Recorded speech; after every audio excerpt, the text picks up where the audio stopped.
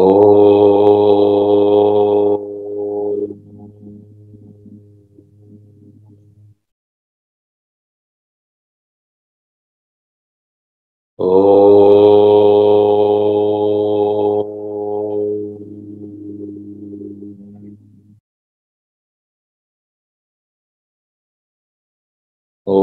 वांग मे मनसि प्रतिष्ठिता मनो मे वाचि प्रतिष्ठितम् आविराविर्मयेति वेदस्य माणिस्तः श्रुतं मे मा प्रहासी अनेनाधीतेन अहोरात्रान् संदधामि ऋतं वदिष्यामि सत्यं वदिष्यामि तन्मामवतु तद्वक्तारमवतु अवतु माम् अवतु वक्तारम् अवतु वक्तारम्। ओम शांति शांति शांति। ओम पूर्णमदः पूर्णमिदं पूर्णात् पूर्णमुदच्यते पूर्णस्य पूर्णमादाय पूर्णमेवावशिष्यते। ओम शांति शांति शांति।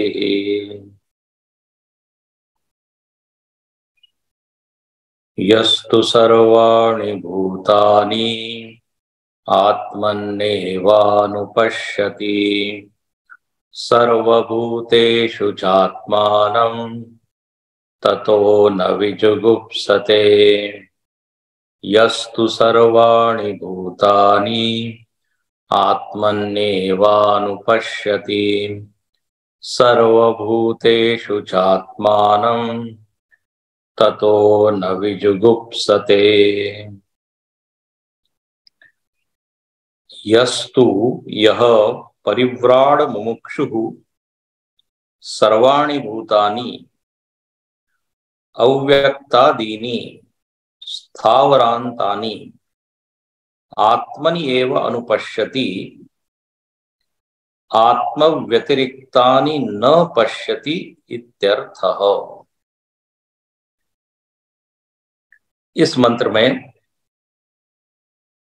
श्रुति ने संबंध बताया है जगत में और आत्मा में। दो चीजें हैं, एक है इदम, इदम को यहां लिखा है सर्वभूत सर्वाणि भूतानि, और दूसरा है आत्मानम आत्मा अहम सत्ता। तो ये जो आत्म सत्ता है और इदम सत्ता है, इनमें क्या संबंध है जगत में और इस तत्व में, कौन सी रिलेशनशिप है? देखो, जो सामान्य व्यक्ति होता है वो इस जगत को भोग्य मानता है और स्व को भोक्ता मानता है। तो भोग्य भोक्ता का संबंध प्रायः जो भौतिकवादी लोग होते हैं वो मानते हैं। जगत भोग का विषय है और इसका भोग करो, भोक्ता भोग्य संबंध। जो भक्त लोग हैं, भक्ति के दृष्टि से जब आप जगत को देखते हो तो भक्त लोग क्या कहते हैं? बोले ये जगत सेव्य है, सेव्य का मतलब होता है सेवा करने योग्य। जगत सेव्य है, मैं सेवक हूं। तो जगत में और स्व में संबंध क्या बना? सेव्य सेवक। मैं सेवक सचराचर रूप स्वामी भगवंत। हनुमान जी कहते हैं कि मैं सेवक हूं और पूरा एक चराचर क्या है? स्वामी। वो जगत को जगत नहीं देखते, जगत को प्रभुमय देखते हैं। निज प्रभुमय देखो जगत, ऐसा। तो उनकी दृष्टि में जगत अपना ही इष्ट है, अपना ही आराध्य है। तो उनको जड़ चीजें नहीं दिखती। सेवक सेव्य भाव बिनु भवन तरिय उर्गारी, रामायण में कहते हैं ये सेवक सेव्य भाव के बिना व्यक्ति जो है आगे नहीं बढ़ता जीवन में, मन उसकी शुद्धि नहीं होती। तो एक संबंध है भोक्ता भोग्य, दूसरा संबंध है सेव्य सेवक। जैसे रमण महर्षि जी ने उपदेश सार में यही संबंध बताया, जगत ईषधि युक्त सेवनम अष्टमूर्ति भृदेव पूजनम। बोले ये जगत में आप जगत बुद्धि मत रखिए, ईश बुद्धि रखिए। आप जगत को नहीं देख रहे हैं, आप भगवान को देख रहे हैं, ये बुद्धि रखिए। प्रहलाद जी इत्यादि जितने भक्त हुए वो ये कभी नहीं मानते हैं कि हम जगत में हैं, बल्कि वो क्या मानते हैं? बोले हम तो भगवान की गोद में हैं, भगवान में हैं। तो देखो कितना ये मीठा भाव है, मधुर भाव है। तो सारे भूतों में और स्वयं में संबंध हो गया सेवक से। तो दो हो गए, भोक्ता भोग्य और सेवक सेव्य। एक भौतिकवादी दृष्टिकोण, एक भक्ति का दृष्टिकोण। अब जो तीसरा जो दृष्टिकोण है वो है ज्ञान का दृष्टिकोण। ज्ञान की दृष्टि से जब इस जगत को देखते हैं तो बोले जगत और तत्व, जगत और आत्मा, जो भी नाम देना चाहें, उसमें जो संबंध बनता है वो बनता है अधिष्ठान अध्यस्त। अधिष्ठान अध्यस्त, कल इसके ऊपर हमने थोड़ा चिंतन किया था।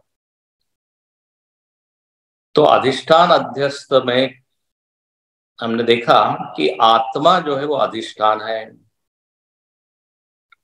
और उसमें पूरा जगत अध्यस्त है, आरोपित। तो सर्वाणि भूतानि ये हो गया अध्यस्त। और कुत्र कुत्र अध्यस्त? आत्मनि, आत्मा में। तो आत्मा में जगत को देख रहा है, ये हुआ। और दूसरी पंक्ति में लिखा कि सारे भूतों में आत्मा को देख रहा है। अब इस मंत्र को समझने के लिए उदाहरण लेते हैं जिसमें दोनों पंक्तियां घट जाए। कल आपको बताया था हमने कि आधार आधेय में एक पंक्ति तो घट जाएगी। पात्र में पानी है ये तो घट जाएगा, लेकिन पानी में पात्र है ये नहीं घटता। इसलिए आधार आधेय संबंध को नहीं यहां स्वीकार करना है। अच्छा, तो अधिष्ठान अध्यस्त का क्या उदाहरण है जहां दोनों वाक्य लागू हो जाए, घट जाए? तो बोले देखिए, आप यदि समुद्र के किनारे जाएं और आपका ध्यान यदि जल के ऊपर गया, पानी में गया, पानी के ऊपर, तो आप क्या बोलेंगे? समस्त लहरें पानी में हैं। सर्वाणि भूतानि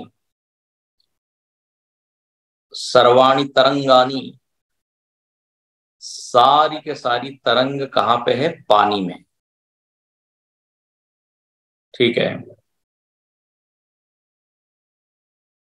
और अब दूसरी पंक्ति देखिए, सारे भूतों में आत्मा है, तो क्या बोलना पड़ेगा? सारे तरंगों में पानी है। तो ये जल और तरंग का ऐसा उदाहरण है जिसमें ये दोनों पंक्तियां एकदम फिट बैठती है।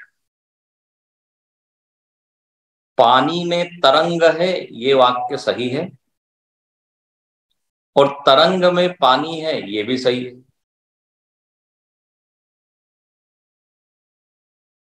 और यदि दोनों वाक्यों का निचोड़ आप निकालें तो क्या मिलेगा? कि पानी ही पानी है। ये अंतिम सत्य हमको ज्ञात होगा। तो पहले क्या कहा? पानी में तरंग है। अब देखिए, किसी व्यक्ति का ध्यान यदि पानी पर जाता है तो एकदम वो बोलेगा, अरे देखो इस पानी में कितनी तरंगे उठ रही है। तो सीधे ध्यान गया कहाँ? अधिष्ठान पे। तो अधिष्ठान में ये सारी तरंगे आरोपित है, अध्यस्त है, भासमान। अच्छा, किसी का ध्यान पहले तरंगों में गया, तो देखो देखो कितनी तरंगे हैं। और थोड़ा ध्यान और यदि सूक्ष्म किया उसने तो क्या कहेगा? सारे तरंगों में क्या है? पानी है। पहला वाला व्यक्ति पानी में तरंग देख, और दूसरा व्यक्ति तरंग में पानी देख रहा है। दोनों सही है। और परम सत्य क्या है? ये पानी तरंग बोलने की जरूरत क्या है? पानी ही है, तरंग नहीं है।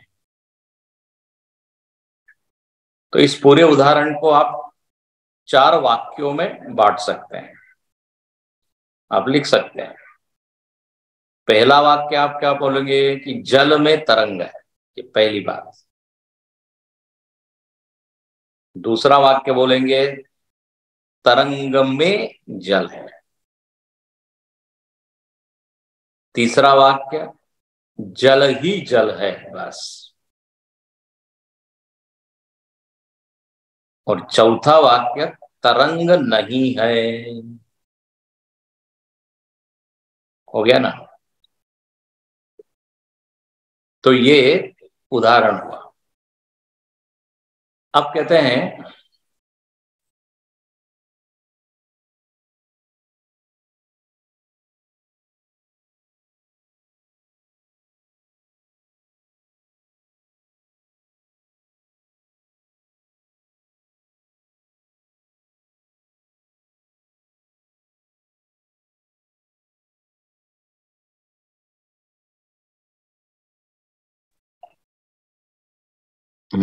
अब कहते हैं कि ये 4 वाक्य हो गए। अब आप दूसरा भी उदाहरण यदि ले, रज्जू और सर्प का, उसमें भी यही घटेगा। पहला क्या? यदि रज्जू सर्प का उदाहरण दे तो पहला वाक्य क्या बनेगा? कि रस्सी में सर्प है, ये पहला वाक्य बनेगा। दूसरा वाक्य क्या बनेगा? कि सर्प में रस्सी है। क्योंकि सर्प को आप देखें तो सर्प कोई स्वतंत्र वस्तु तो है नहीं। सर्प का एक एक भाग क्या है? रस्सी ही है। तो सर्प में आपने रस्सी देखी। और थोड़ा और ध्यान देंगे तो क्या बोलेंगे? अरे रस्सी ही है, सर्प नहीं है। ये चौथा वाक्य होगा। अब ये जो उदाहरण है, इन उदाहरणों में जगत किसको बनाना पड़ेगा? तो बोले जितनी तरंगे हैं वो जगत है। और जल जो है वो आत्मा है। जलस्थानीय आत्मा, तरंग स्थानीय जगत। अब अध्यात्म की भाषा में या वेदांत की भाषा में क्या बोलेंगे कि ये सारी जो तरंगे हैं, मतलब सारा जगत आत्मा में अध्यस्त है। ये पहला वाक्य। और फिर फाइनली तो यही मालूम पड़ेगा कि केवल आत्मा ही है। जैसे हमने कहा पानी ही है, तरंग नहीं है, तो आत्मा ही है, ये फाइनल कंक्लूजन होगा। बोले आप कह रहे आत्मा ही है, फिर ये जगत क्या है? तो बोले एक अध्यास है। अब अध्यास मतलब क्या? अब इसको जरा समझे अध्यास शब्द को। आत्मा में और जगत में यदि अधिष्ठान अध्यस्त संबंध है तो बोले अध्यास क्या होता है, थोड़ा समझाइए। तो देखिए अध्यास मतलब होता है अविद्यमाने सति भासमानत्वम, ये परिभाषा है। अविद्यमाने सति भासमानत्वम मतलब अविद्यमान न होने पर भी जो भासित होवे उसको कहते हैं अध्यास। अविद्यमान है मतलब जिसका अस्तित्व नहीं है, जिसकी सत्ता न होने पर भी जो प्रतीयमान हो, जो भासित हो, उस वस्तु को बोलेंगे ये अध्यस्त है। जैसे तरंग जो है वो अविद्यमान है, तरंग का अपना कोई अस्तित्व नहीं है, लेकिन इसका मतलब ये नहीं है कि वो भासमान नहीं है। भासमान डेफिनेटली, तो भासमान तो है लेकिन उसमें कोई अस्तित्व या सत्ता है नहीं, वो कोई द्रव्य नहीं है। हाँ, पानी से अलग कोई स्वतंत्र द्रव्य नहीं है। द्रव्य की एक परिभाषा दे दी गई, गुणाश्रयत्वम द्रव्यत्वम, ऐसी एक परिभाषा है। गुणाश्रयत्वम द्रव्यत्वम। द्रव्य किसको कहते हैं? तो बोले इसमें बहुत सारे गुण आश्रित। अब तरंग कोई स्वतंत्र वस्तु नहीं है कि उसके कोई स्वतंत्र गुण हो। अब आप यदि तरंग को स्पर्श करेंगे तो पानी को स्पर्श करेंगे, यदि उसका गंध लेंगे तो पानी का ही गंध लेंगे।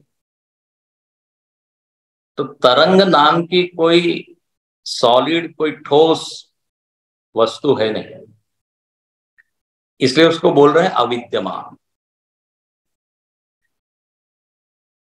तरंग क्या है? तो बोले एक प्रतीति है, पानी के ऊपर एक आकार मात्र दिख रहा है।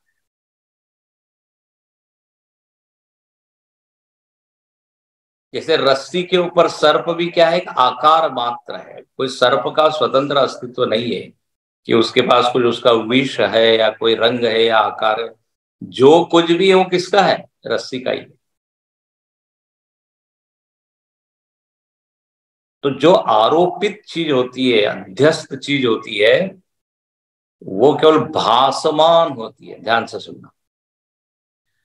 तो जगत भी भासमान है, प्रतीयमान है।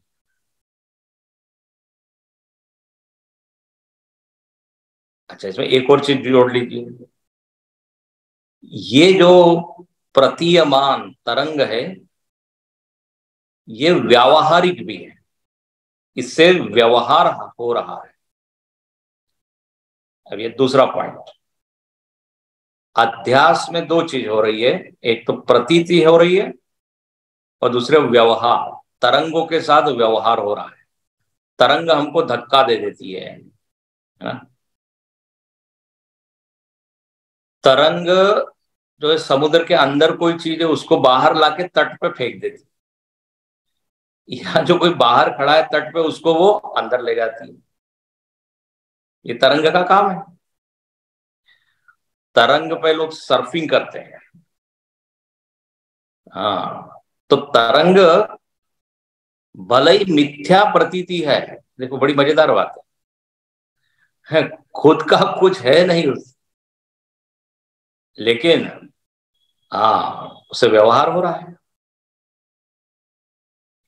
तो ये जगत भी कैसा है, वास्तव में अविद्यमान है लेकिन भासमान है, और व्यवहारीयमान है, व्यवहार तो हो ही रहा है जगत से। तो दूसरा एक उदाहरण देते हैं, घट और मिट्टी का उदाहरण ले लीजिए। घट और मिट्टी में मिट्टी जो है वो अधिष्ठान है और घट उसके ऊपर अध्यस्त है, आरोपित है। अब घट का फिर देखिए आप, स्वतंत्र कोई अस्तित्व है नहीं। घट को आप ठोकते हैं, जब चेक करते हैं कि वो मटका जो है क्रैक तो नहीं है उसमें, तो मिट्टी के ऊपर ही आप आघात करते हैं। आवाज भी किसका आता है, वो मिट्टी का ही आता है। घट को आप मिट्टी से अलग करके देख नहीं सकते। तो भासमान तो है घट, छोटा है बड़ा है, लेकिन विद्यमान नहीं है। जो सत्य है, जो अस्तित्व जिस चीज का है वो मिट्टी है। लेकिन अब क्या है, ये घट भी जो है ना व्यावहारिक है। बहुत सुंदर, घट में व्यवहार संभव है। घट में आप पानी भरते हैं, घट में आप दूध भरते हैं। पहले के जमाने में जिसके पास बहुत सोना चांदी हो जाता था, वो सिक्के इत्यादि, वो घट में रख के उस घट को जमीन के अंदर गाड़ देते थे। तो घट के अनेक उपयोग हैं। तो व्यवहार तो हो रहा है घट, लेकिन ऐसी मजेदार बात है, जिस घट से व्यवहार हो रहा है वो घट एग्जिस्ट ही नहीं कर रहा है। इंटरेस्टिंग।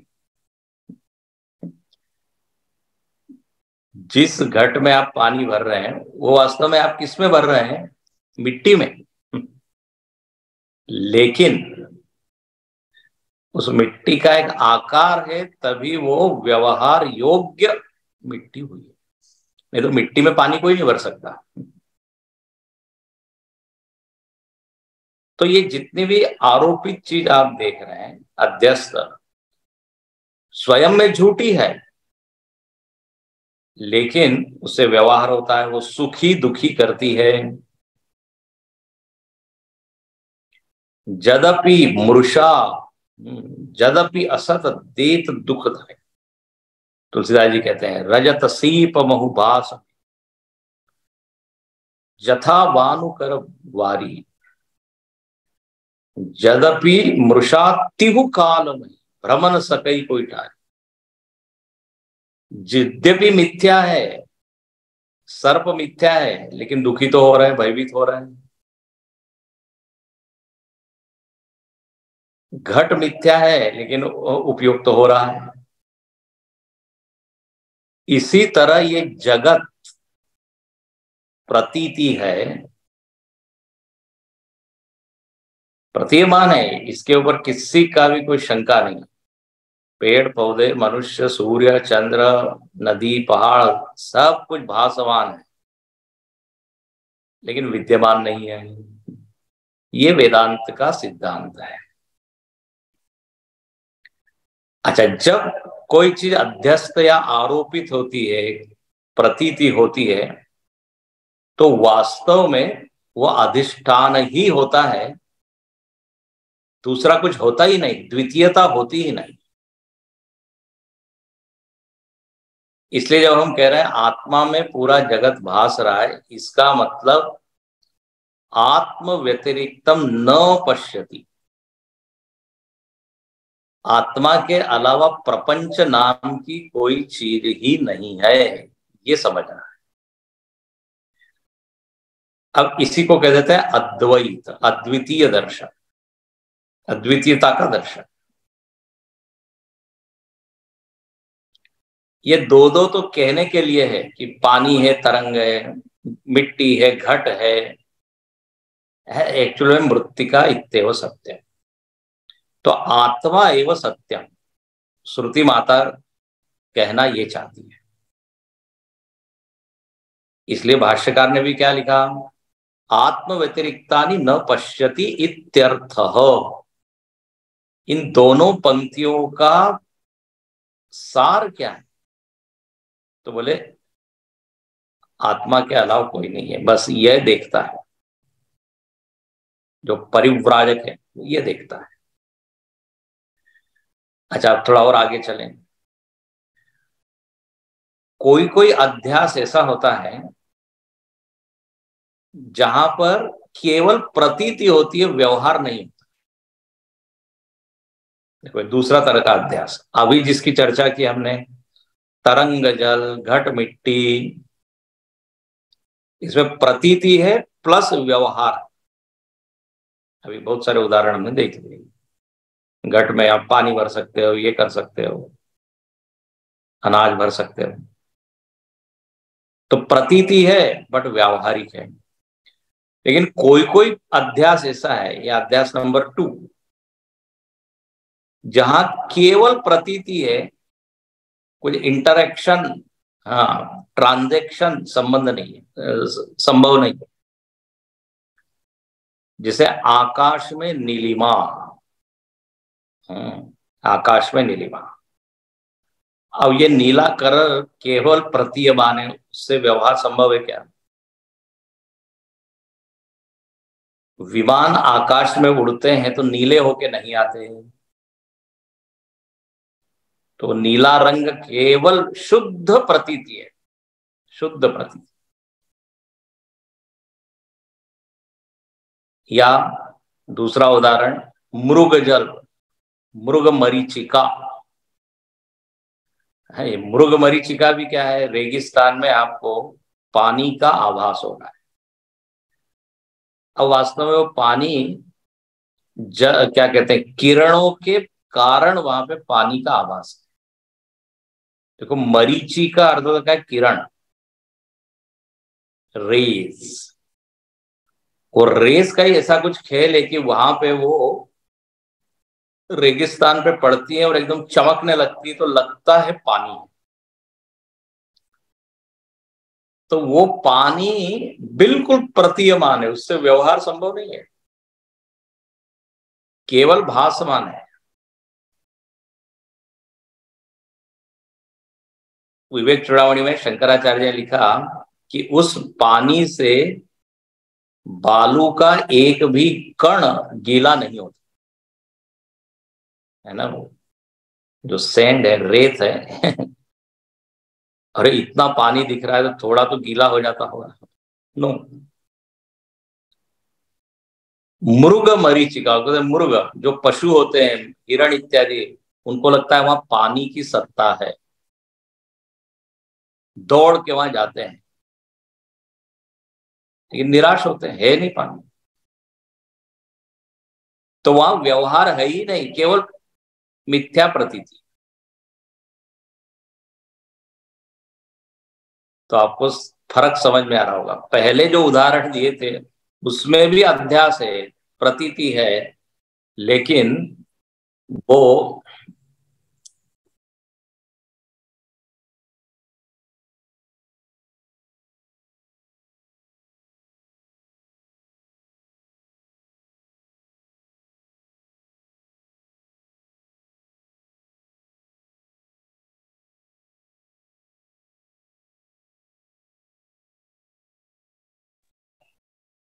तो दो प्रकार के अध्यास है। अब जगत जो है ना, वो जगत पहली वाली कैटेगरी में है,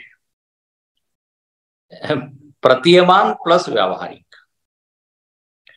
अब जरा इसके आगे बढ़ते हैं। यदि हमको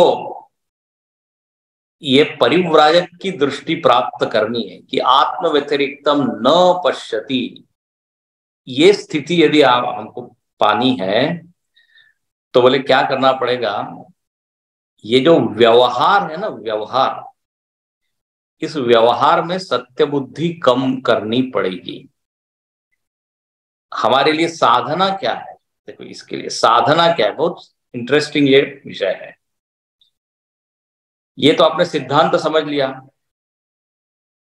कि आत्म व्यतिरिक्तम न अस्ति, कुछ नहीं है, प्रपंच भासमान है, इत्यादि इत्यादि। तो बोले अब इसको यदि जीना है तो क्या करें,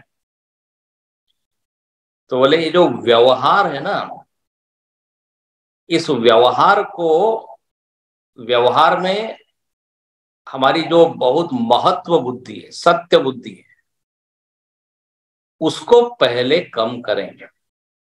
ये क्या होता है, व्यवहार के दबाव में, ध्यान से सुनना है, बहुत महत्वपूर्ण पॉइंट बोलने जा रहा हूं। व्यवहार के दबाव में मिथ्या चीज को हम मिथ्या नहीं मान पाते। फिर से बोलता हूं, व्यवहार के दबाव में झूठी चीज को झूठी नहीं पाना। जैसे घट से यदि किसी को व्यवहार करना है, उसमें कुछ रखना है, अनाज रखना है, पानी भरना है, उसको कहो अरे ये घट तो मिट्टी है, घट तो मिट्टी है, अरे वो बोलेगा मिट्टी है, भले ठीक है, लेकिन उसका हम उपयोग तो कर रहे हैं ना। तो व्यवहार के दबाव में वो ज्यादा सत्य किसको मानेगा, उस आकार को। उसके लिए वो घट इज मोर इंपॉर्टेंट देन मिट्टी, क्योंकि उसको कुछ करना है। तो चूंकि व्यवहार हो रहा है इसलिए घट सत्य हो गया, ये बात नहीं है। सत्य मिट्टी होगी, लेकिन व्यवहार के दबाव में वो आकार को महत्व देगा, आकार की सत्ता को वो ज्यादा नंबर देगा आपके लिए। जिसको आभूषण पहनने हैं, चलो दूसरा उदाहरण ले, वो डिजाइन को ज्यादा महत्व देगा, आकार को ज्यादा महत्व देगा। बोले ये अच्छा लग रहा है, ये अलंकार अच्छा लग रहा है। लेकिन जिसको सोना खरीदना है, इसको पहनना नहीं है, केवल खरीदना है, वो किसकी ओर ध्यान देगा ज्यादा, वो उस अधिष्ठान की ओर, स्वर्ण की ओर। बोले आकार कुछ भी हो, हमको सोने से मतलब है। तो आई होप आपको ये बात पकड़ में आई होगी। हम लोग जो ये जगत को मिथ्या नहीं मान पाते, मिथ्या होते हुए भी, उसका एकमेव कारण है व्यवहार। व्यवहार के कारण सारे आकार, नाम, हाँ, जो जो चीजें वो इंपॉर्टेंट हो जाती है। अब जैसे तरंगों में यदि किसी को खेलना है, सर्फिंग इत्यादि जो करते हैं वो करना है, तो वो पानी को थोड़ी देखेगा, वो तो देखेगा कहाँ ऊंची लहर उठ रही है, कहाँ ज्यादा लहर है, then he will play with that.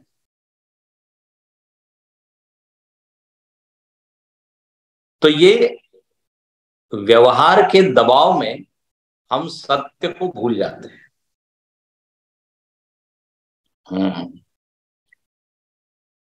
जैसे आप सिनेमा को देख रहे हैं पर्दे पर, अब वो सिनेमा का आनंद लेने के चक्कर में पर्दे को भूल जाते हैं कि असल में तो इसमें पर्दा है, ध्यान ही नहीं जाता पर्दे की।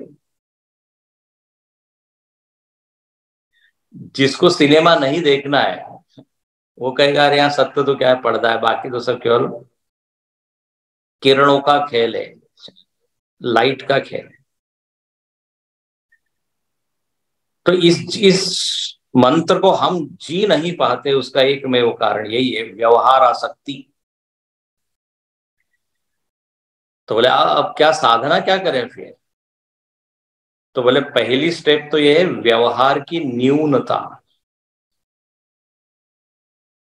व्यवहार की न्यूनता मतलब निवृत्ति। इसीलिए यहाँ पर इस मंत्र का अधिकारी कौन बोला? परिव्राट, मुमुक्षु, जिसने थोड़ी सी क्या है अपने आप को थोड़ा अलग किया है, निवृत्त किया है। बहुत व्यवहार में धसे हुए हैं, फंसे हुए हैं, तो वहां तो फिर नाम रूप और आकार और उसी का खूब इतना इंपॉर्टेंट हो जाएगा कि तत्व इत्यादि की तो कोई स्मृति रहेगी भी नहीं। अच्छा, रहेगी भी तो आप उसको महत्व देंगे नहीं। वो एक बड़ा विचित्र एक वाक्य है कि मौका पड़ने पर लोग गधे को भी बाप बना लेते हैं।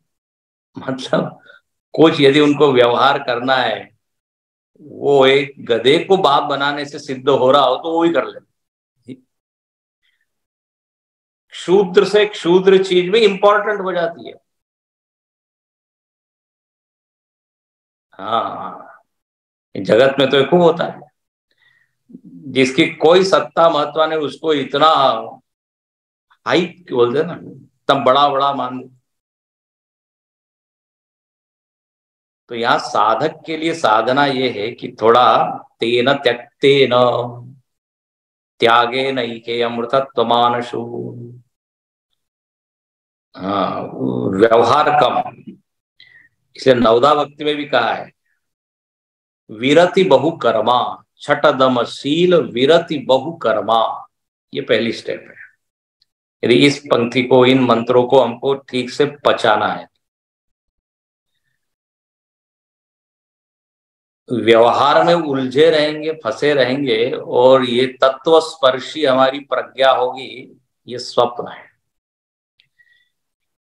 तो ये जीवन में इसका कैसा है ना उपयोग हो सकता है, ये हमको जरूर देखना चाहिए।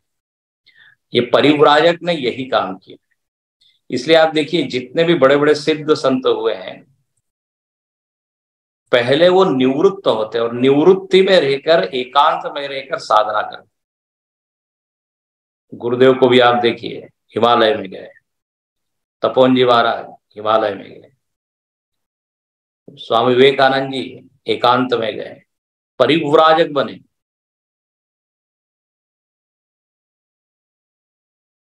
अब ज्ञान इतना ऊंचा है और हम जो है व्यवहार की सारी चीजों को ही बहुत कीमत देंगे, तो जरा ये पचाना कठिन। तो इस तरह यहां पर इस मंत्र का अर्थ क्या है ये हमने देखा, उदाहरण के द्वारा देखा। अध्यास, पूरा जगत अध्यस्त है, लेकिन व्यावहारिक होने के चलते उसके मिथ्यात्व को स्वीकार नहीं करना। अब सत्य तो यही है कि एक चैतन्य है। अब ऐसा है, अगली स्टेप, पूरे जगत को मिथ्या या प्रतीयमान यदि देखना है तो शुरुआत अपने से करनी पड़े।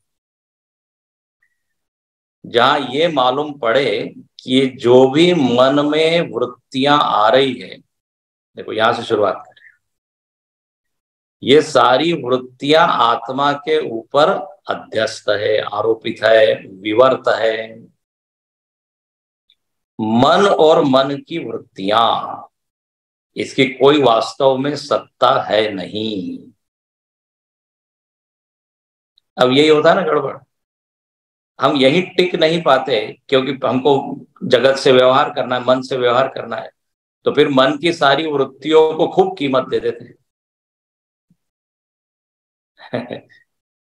लेकिन परमार्थ क्या है? परमार्थ सब आत्मा ही है। वृत्ति वृत्ति जिसमें आ रही है वो मन भासमान है, इंद्रियां भासमान है, शरीर प्रतीयमान है, केवल अविद्यमान है सती भासमान, विद्यमान न होते हुए वर्ग।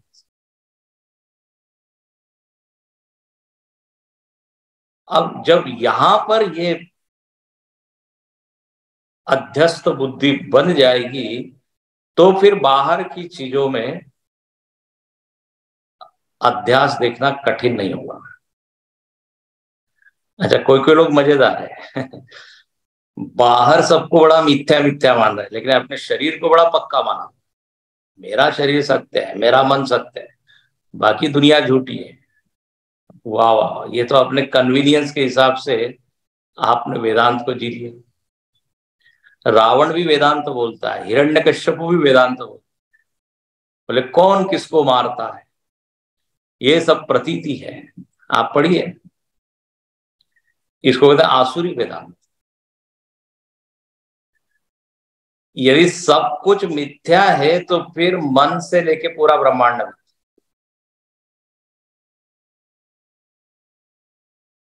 ये आधा अधूरा नहीं होता। लेकिन हाँ, साधना करनी है तो पहले हम, पहली स्टेप है व्यवहार को कम करें, निवृत्त होकर एक कोने में बैठे और देखें क्या सत्य है क्या झूठ है। जो हमेशा रह जाए वो सत्य है, जो आए जाए वो झूठ है। तरंग आती है जाती है, मिट्टी में घट बनता है बिगड़ता है। तो आत्मा में ये विचार आ रहे हैं जा रहे हैं,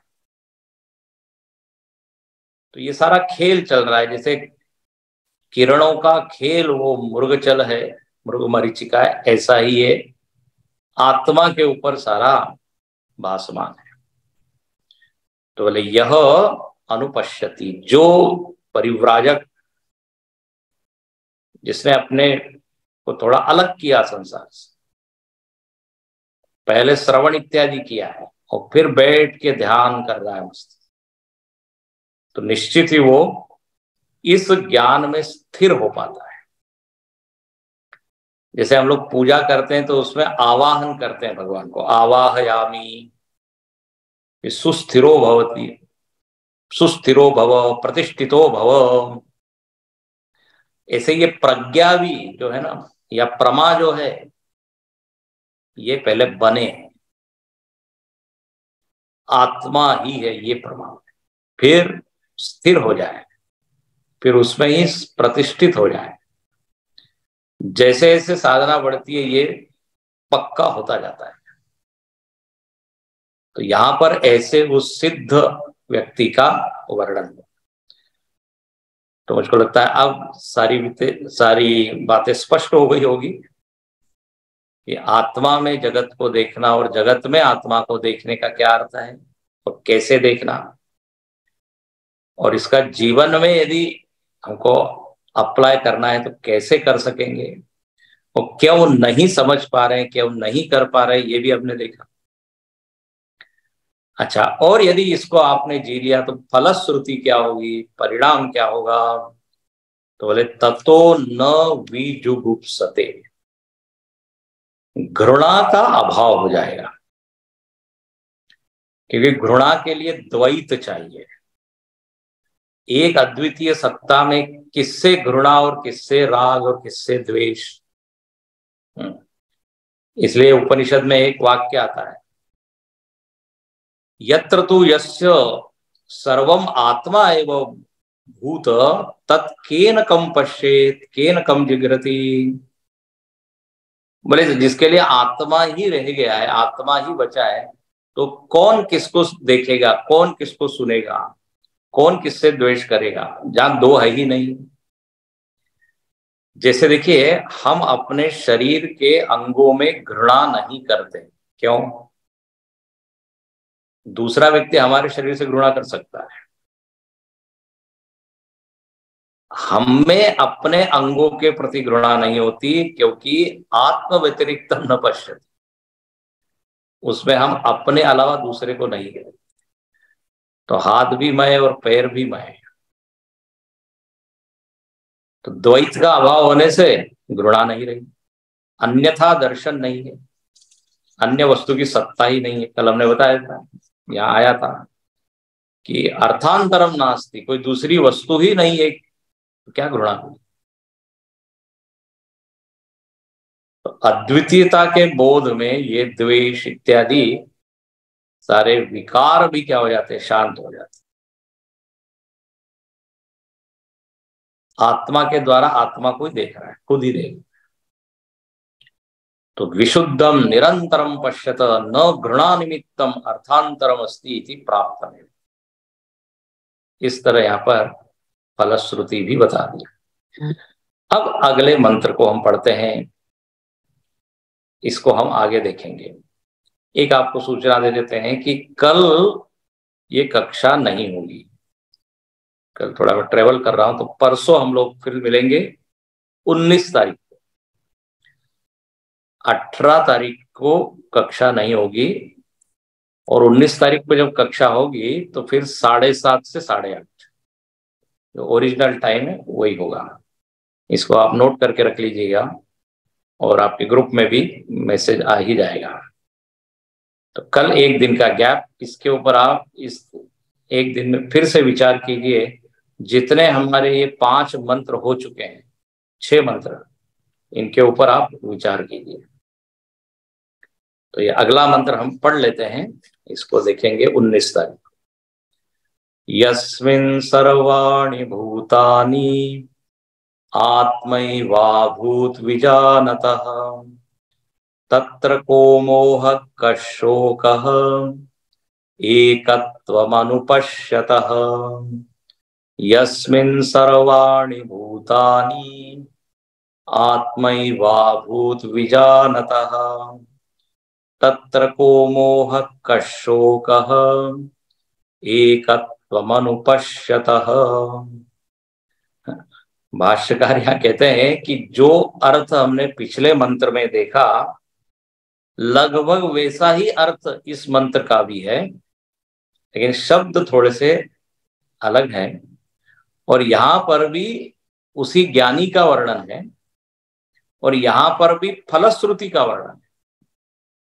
वापस वो क्या देखता है, उसको क्या मालूम पड़ता है, अपने आप के बारे में क्या उसको ज्ञान होता है और इस ज्ञान का परिणाम क्या।